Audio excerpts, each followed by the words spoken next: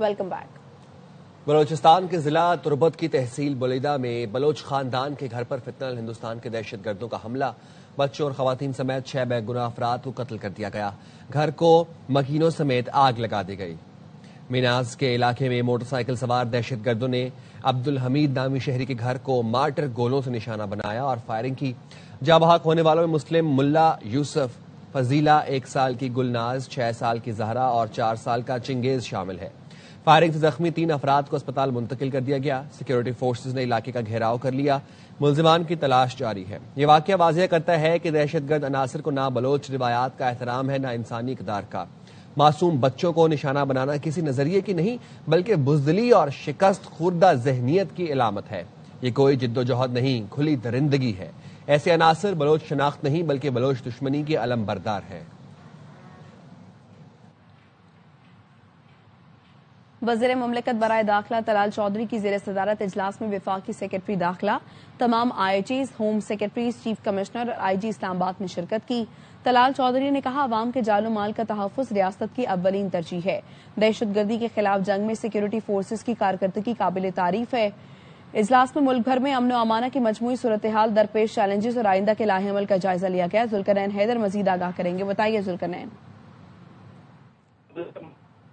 طلال چودھری کی زیر صدارت یہ اجلاس ہوا۔ اجلاس میں امن امان کی صورتحال کا جائزہ لیا گیا ہے اور بتایا گیا ہے کہ امن استحکام کے قیام کے لیے مشترکہ حکمت عملی بنائی جائے۔ فوری طور پہ تمام صوبائی حکومتوں کو درکار وسائل اور تکنیکی معاونت کی فراہمی جو ہے وہ وفاقی سطح پر یقیندانی کرائی گئی ہے۔ طلال چودھری کا کہنا تھا کہ عوام کے جان و مال کا تحفظ ریاست کی اولین ترجیح ہے۔ دہشت گردی کے خلاف جاری جنگ میں سیکورٹی فورسز کی کارکردگی قابل تعریف۔ جی شکریہ ذوالقرنین۔ صوبائی حکومتوں کو درکار وسائل اور تکنیکی معاونت کے لیے وفاقی سطح پر اقدامات کی یقین دہانی بھی کرائی گئی ہے۔ تو آپ کو اپڈیٹ کریں، وزیر مملکت برائے داخلہ طلال چودھری کی زیر صدارت اجلاس میں وفاقی سیکرٹری داخلہ، تمام آئی جیز، ہوم سیکرٹریز اور چیف کمشنر آئی جی اسلام آباد نے شرکت کی ہے۔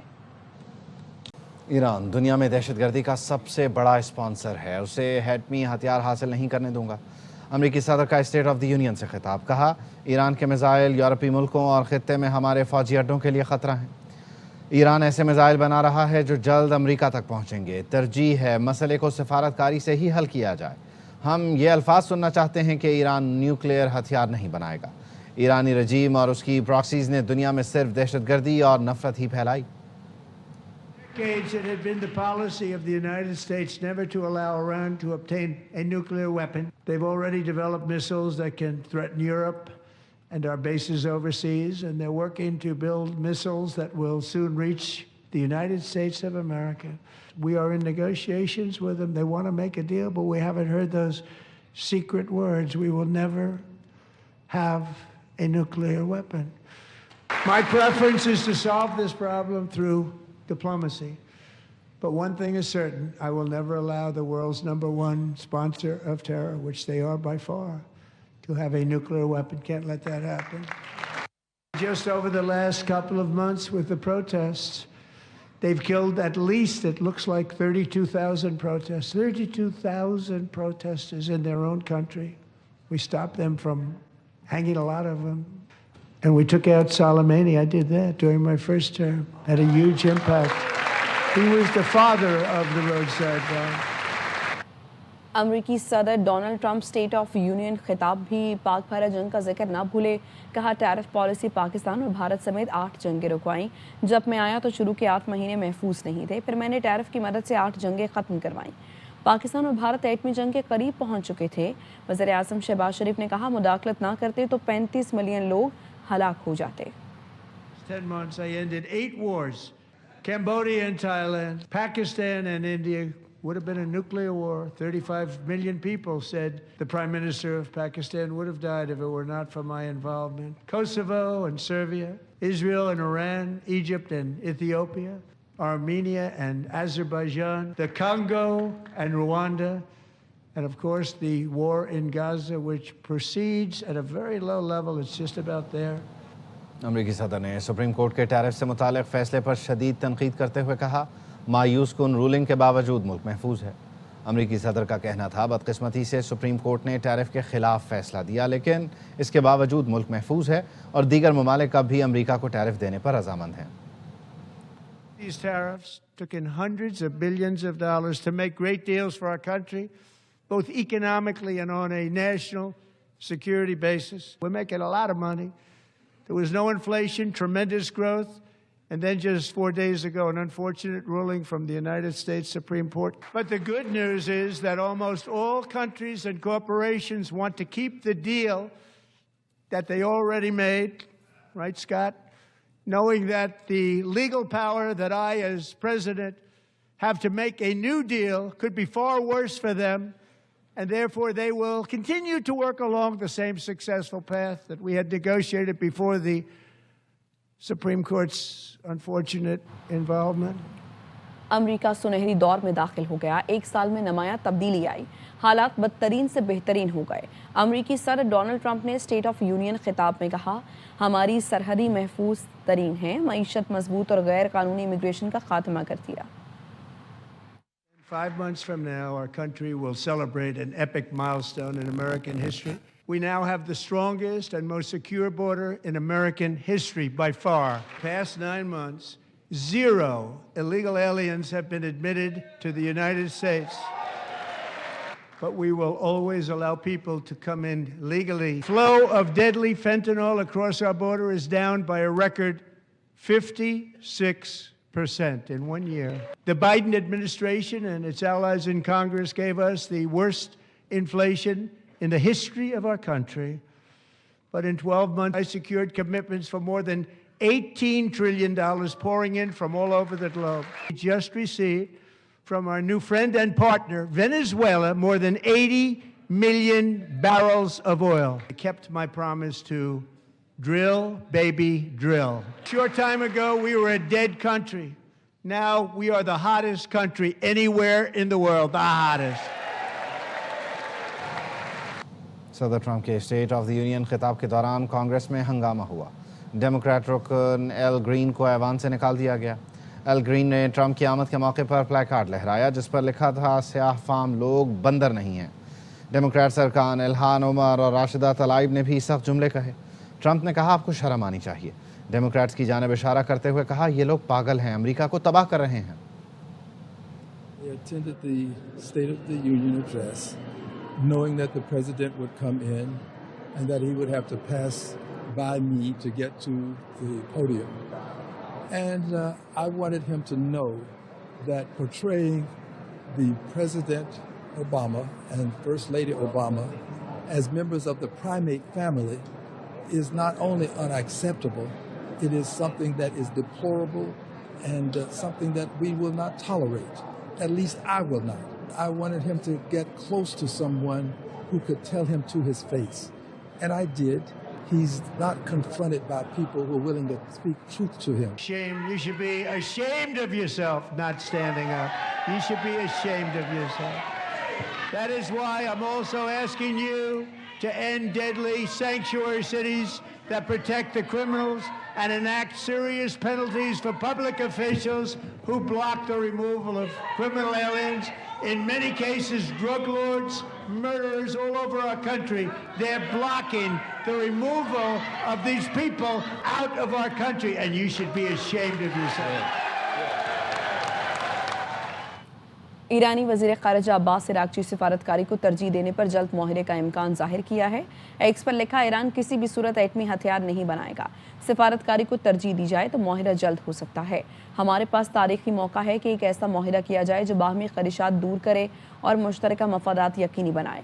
ہمارے بنیادی تصورات بالکل واضح ہیں اور ہم ایرانی کبھی بھی اپنی قوم کے لیے پرامن ایٹمی ٹیکنالوجی کے حق سے دستبردار نہیں ہوں گے، اپنی خود مختاری کے تحفظ کے لیے کسی بھی حد تک جا سکتے ہیں۔ مذاکرات کے پہلے 2 ادوار کی طرح ایران جنیوا میں امریکہ کے ساتھ مذاکرات دوبارہ شروع کرے گا۔ امریکہ اور ایران میں مذاکرات کا تیسرا دور کل جنیوا میں ہوگا۔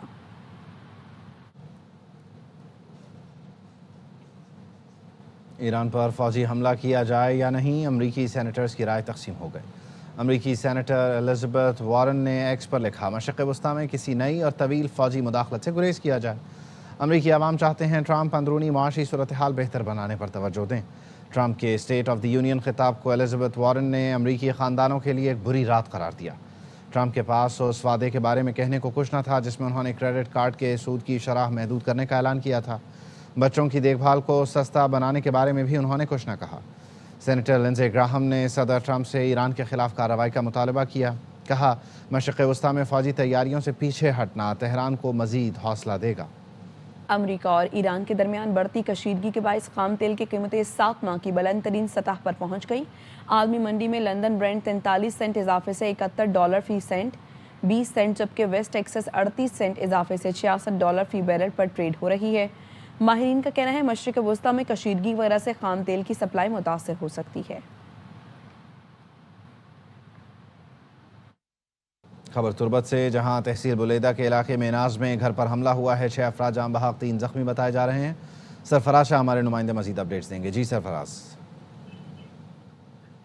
جی بالکل، تربت پولیس کے مطابق بلوچستان کے ضلع کیچ کے تحصیل بلیدہ کے علاقے میں ناز میں نامعلوم موٹر سائیکل سواروں نے عبد المجید ولد محمد کے گھر پر حملہ کیا۔ حملہ وروں نے مارٹر گولہ پھینکا اور اندھادھند فائرنگ کی، جس کے نتیجے میں ایک ہی خاندان کے خاتون سمیت 6 افراد جان بحق ہو گئے، جبکہ 2 خاتون سمیت 3 افراد زخمی ہو گئے۔ فائرنگ سے گھر میں قریب 3 گاڑیوں کو بھی آگ لگا دی گئی اور پولیس کے مطابق حملہ گولہ فرار ہو گئے اور علاقے کو سیکورٹی فورسز نے گھیرے میں لیا ہے اور لاشوں کو تربت سول اسپتال منتقل کیا گیا ہے۔ پولیس کے مطابق علاقے میں سیکورٹی فورسز سب آپریشن کر رہے ہیں۔ آپریشن جاری ہے۔ بہت شکریہ آپ کا سرفراز شاہ۔ تیسرے اقتصادی جائزے کے لیے IMF کا وفد پاکستان پہنچ گیا۔ مذاکرات کا آغاز 26 فروری سے کراچی میں ہوگا۔ ذرائع کا کہنا ہے IMF کے وفد کو جولائی تا جنوری معاشی کارکردگی سے آگاہ کیا جائے گا۔ پہلے مرحلے میں ٹیکنیکل ڈیٹا شیئرنگ ہوگی۔ اسٹیٹ بینک کے ماہرین IMF کو معاشی کارکردگی پر بریفنگ دیں گے۔ IMF نے 30 جون 2026 تک اسٹیٹ بینک کے خالص زر مبادلہ کے ذخائر 17 ارب 80 کروڑ ڈالر تک پہنچانے کا ہدف مقرر کیا ہے۔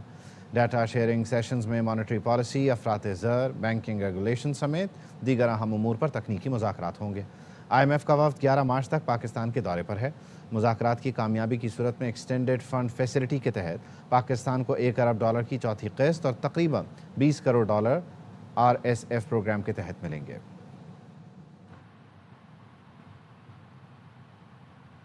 وزیر خزانہ سینیٹر محمد اورنگزیب سے ورلڈ بینک کے کنٹری ڈائریکٹر کی ملاقات، ترقیاتی تعاون مضبوط بنانے پر اتفاق کیا گیا۔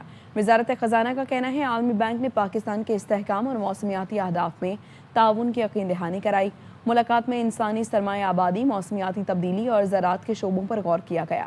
وزیر خزانہ محمد اورنگزیب نے CPF کے مؤثر عمل درآمد پر زور دیا۔ اس دوران پالیسی سازی اور عمل درآمد میں وفاقی وزارتوں کی مؤثر شمولیت پر گفتگو ہوئی۔ منصوبوں میں شفافیت اور مانیٹرنگ کا میکانزم بہتر بنانے پر اتفاق کیا گیا۔ وزیر خزانہ نے نجی شعبے کی شمولیت اور زرعی فائنانس تک رسائی بڑھانے پر زور دیا۔ ملاقات میں توانائی شعبے کی اصلاحات اور مالیاتی پائیداری پر تبادلہ خیال کیا گیا۔ ورلڈ بینک نے پاکستان کے استحکام اور موسمیاتی اہداف میں تعاون کی یقین دہانی کرائی۔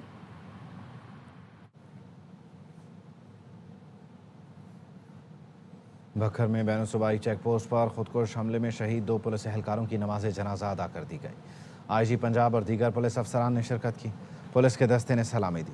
IG پنجاب عبدالکریم نے ڈسٹرکٹ ہسپتال کا دورہ بھی کیا۔ زخمی پولیو ورکر محمد زبیر کی عیادت کی۔ کہا شہید اہلکاروں نے جانیں قربان کر کے خودکش بمبار کو چیک پوسٹ میں داخلے سے روکا۔ جوانوں کا خون رائے گاہ نہیں جانے دیں گے۔ فتنہ ہندوستان اور فتنہ خوارج کے خلاف آپریشن بھرپور طاقت سے جاری رہے گا۔ دہشت گردوں کے ناپاک عزائم کو ناکام بنائیں گے۔ شہداء کے اہل خانہ کو تنہا نہیں چھوڑیں گے۔ صدر مملکت، وزیر اعظم اور وفاقی وزیر داخلہ نے پولیس چوکی پر حملے کی مذمت کی، شہداء کو خراج عقیدت پیش کیا۔ وزیر اعظم شہباز شریف نے پولیس اہلکاروں کی شہادت پر اظہار افسوس کرتے ہوئے بلند درجات کے لیے دعا کی۔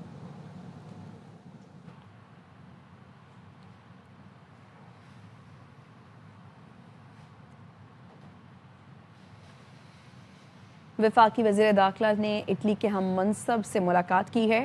محسن نقوی نے غیر قانونی امیگریشن کی روک تھام کے لیے حکومت کے اقدامات سے آگاہ کیا۔ محسن نقوی نے کہا ایئرپورٹ اور سمندری سرحدوں پر کڑی نگرانی سے غیر قانونی امیگریشن میں کمی آئی ہے۔ اطالوی وزیر داخلہ نے کہا پاکستان کے اسکاٹ لیبر کے لیے 10,500 ورک ویزے جاری کیے جائیں گے۔ ڈپلومیٹک پاسپورٹ رکھنے والے پاکستانیوں کو اٹلی ویزے سے استثناء ہوگا۔ اطالوی وزیر داخلہ نے غیر قانونی امیگریشن کی روک تھام کے لیے پاکستانی وزارت داخلہ کی مؤثر پالیسی کی تعریف کرتے ہوئے کہا، منشیات اور انسانی اسمگلنگ کی روک تھام میں پاکستانی اداروں کی کامیابیاں قابل تحسین ہیں۔ لیگل مائیگریشن کے فروغ کے لیے باہمی تعاون بڑھائیں گے۔ پاکستان کے ساتھ مشترکہ مفادات کے شعبوں میں تعاون بڑھانے کے لیے تیار ہیں۔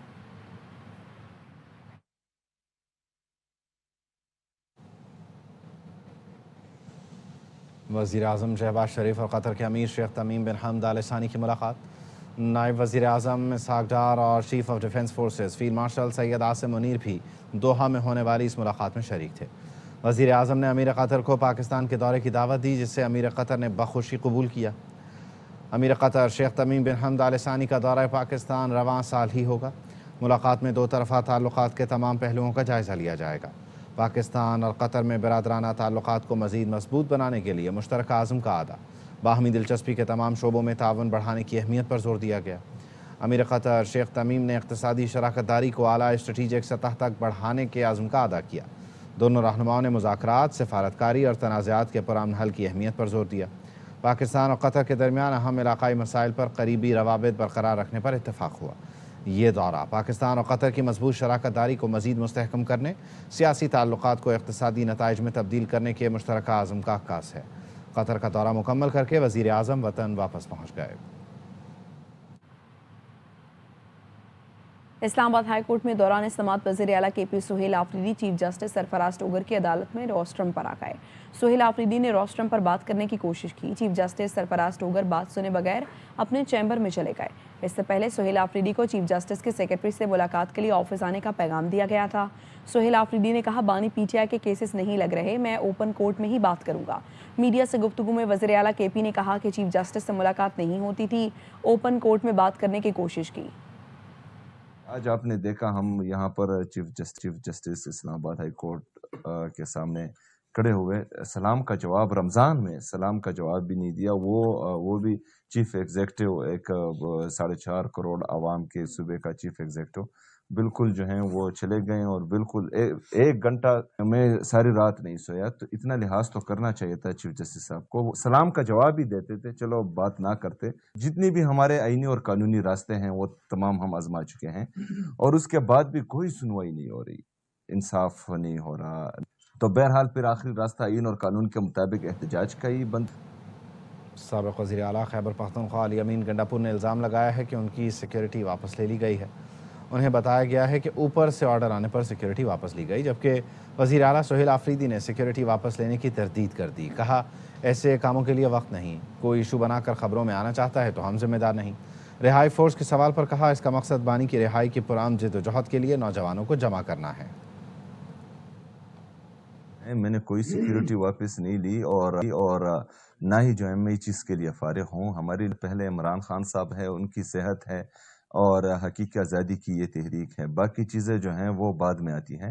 اور اگر کوئی خواہ مخواہ اس چیز کو ایشو بنا کر جو ہے نیوز میں آنا چاہ رہے تو اس کے ذمہ دار ہم نہیں ہیں۔ کس نے کہا کہ جو فورس ہوتی ہے وہ ہمیشہ ملیٹنٹ ہی ہوتی ہے؟ کبھی آپ نے جو ہے ٹاسک فورس میں کام نہیں کیا، کبھی آپ نے ریلیف فورس میں کام نہیں کیا، کبھی آپ نے ٹائیگر فورس میں کام نہیں کیا۔ اس کو بنانے کا مقصد یہی ہے کہ ہمارے جتنے بھی نوجوان ہیں ان کو جو ہے ہم عمران خان صاحب کی رہائی کے لیے ایک پلیٹ فارم پر جمع کرانا چاہ رہے ہیں، اور یہ جو ہے پرامن جدوجہد ہوگی۔ غلط ڈائریکشن اس کو دی جا رہی ہے جو اچھی بات نہیں ہے۔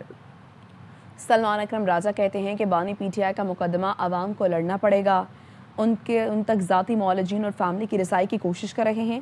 عدالت نے ہفتہ وار 2 ملاقاتوں کا حکم دیا، ہائی کورٹ نے حکم عدولی پر کوئی ایکشن نہیں لیا۔ ہم وکلاء کی لسٹ بھی دیتے ہیں، خاندان کے افراد بھی جاتے ہیں، اور جمعرات والے دن رفقا بھی جاتے ہیں، کوئی ملاقاتیں نہیں ہوئی۔ بجائے اس کے کہ اس توہین عدالت کا نوٹس لیا جاتا، فل بینچ نے اسلام آباد ہائی کورٹ کے اپنے ہی حکم کی توہین کے حوالے سے کوئی فیصلہ کرنے کی بجائے 2 لفظ لکھ کے ان تمام توہین عدالت کی درخواستوں کو ڈسپوزڈ آف کر دیا ہے۔ اسلام آباد ہائی کورٹ ایسے ہے جیسے ایک بند دروازہ ہے ہمارے لیے۔ ہم یہاں درخواستیں دائر کر سکتے ہیں، پٹیشنیں دائر کر سکتے ہیں، لیکن سنوائی کی ہمیں کوئی امید نہیں۔ ہم نے ہر طرح کی عدالتی کوشش کی ہے، ہم سپریم کورٹ بھی جائیں گے، ہم کوئی دروازہ ایسا نہیں جس کو ہم نہ کھٹکھٹائیں، لیکن ہمارا مقدمہ، عمران خان کا مقدمہ، بالکل یہ بات واضح ہے، بالآخر قوم کو لڑنا پڑے گا، عوام کو لڑنا۔ تحریک انصاف کے لیے ڈیل یا ڈھیل کی کوئی گنجائش نہیں۔ وزیر اعظم کے مشیر رانا ثناءاللہ کہتے ہیں سیاسی سائٹ پر ہماری آفر موجود ہے، سیاسی جماعت کا رویہ اپنائیں، پارلیمنٹ میں کردار ادا کریں، احتجاج اور رہائی فورس والا راستہ اپنائیں گے تو اپنی مشکلات بڑھائیں گے۔ یا ڈھیل ان کے لیے اویلیبل نہیں ہے۔ ہماری آفر تو پولیٹیکل سائڈ پہ ہے کہ آپ سیاسی جماعت کے طور پہ بہیو کریں، پارلیمنٹ میں اپنا کردار ادا کریں۔ اگر یہ اپنے رویوں کو اسی جو ہے وہ لائن اینڈ لینتھ پہ رکھیں گے تو پھر ان کے لیے مشکلات ہوں گی۔ اس رہائی فورس کو کیسے دیکھتے ہیں؟ تو لگتا یہ ہے کہ اگر یہ اپنی اس روش سے باز نہ آئے تو ملک کی سیاست میں اپنا کردار جو ہے وہ اس کو کھو بیٹھیں گے۔ ایشو بنا ہوا ہے یہی، اسی کا ڈاکٹرز نہیں آنے دیتے، عمران خان صاحب کو لے جایا گیا، ایک بڑے سینئر پیلن نے معائنہ کیا، بڑا تسلی بخش کی ٹریٹمنٹ پہلے سے بھی ہو رہی ہے، جنرل چیک اپ بھی ہوا۔ سیاستدانوں سے بات کرنے پر وزیر اعظم سنجیدہ ہیں، اگر عقل اور تدبر سے کام لیا گیا تو مذاکرات کی میز سج سکتی ہے۔ علامہ طاہر اشرفی کہتے ہیں بانی پی ٹی آئی کو جب احساس ہوا ان کی ٹیم ان کو ڈاج کروا رہی ہے اور کچھ نہیں کر رہی، پھر انہوں نے محمود خان اچکزئی کو نامزد کیا۔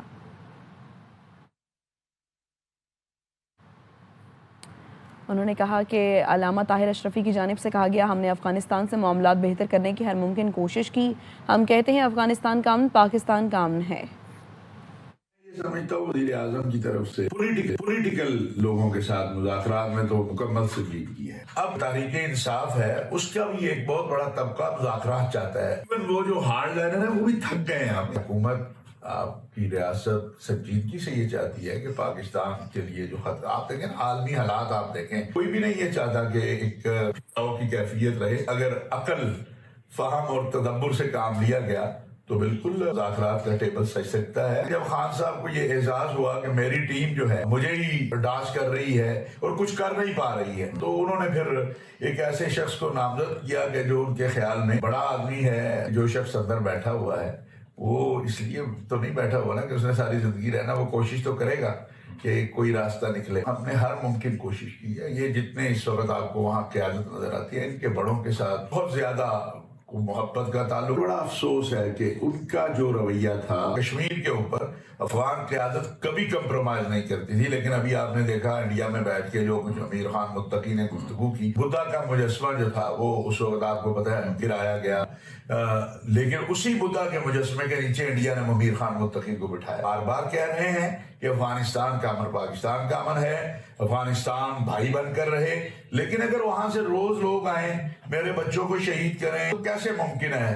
روزانہ لاشیں اٹھا کے تو بات چیت نہیں ہو سکتی۔ روایت نہ بدلی، T20 ورلڈ کپ میں پاکستان کی ٹیم انگلینڈ سے پھر ہار گئی۔ سپر 8 کے اہم میچ میں انگلش ٹیم سنسنی خیز مقابلے میں 2 وکٹ سے کامیاب رہی۔ نیوز اسٹوڈیو سے فی الوقت اتنا۔ دیکھتے رہیے AR نیوز۔